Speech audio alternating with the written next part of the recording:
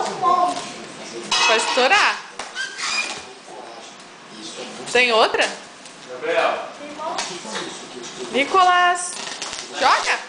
Como é que foi lá? Foi legal. O que fizeram lá? Eu, o Pedro e o Vini, nós ficamos num buraco bem...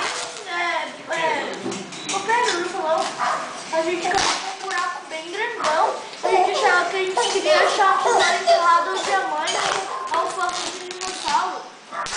Quem foi? Quem foi? Ah, foi a Magda. Daí... A Nancy tá lá? Nancy também? E o tio... E daí daí a gente depois enterramos... Ele vai estourar o bichinho. Estourar Vai ele. levar um susto. E vai rir um monte. Vai. Deixa. Ele taca a unha dele, você vai ver. Tá! Deixa que eu ajudo.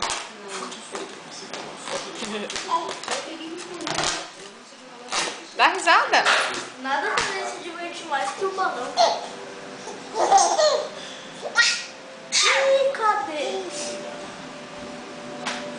Caiu, olha aqui, ó. Quando com o Piazinho antigamente dava risada assim, fui dar risada, não podia a Paula, com 20 anos. Olha lá, vai morder. Vai morder. Vou desfiar o próximo pra não pegar o...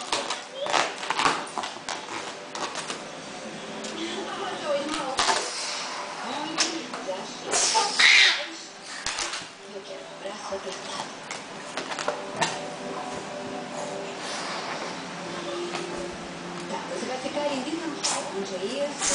No centro de bem aqui. E vai ter a vale refeição. Então vai comer aqui em Johnson Hall.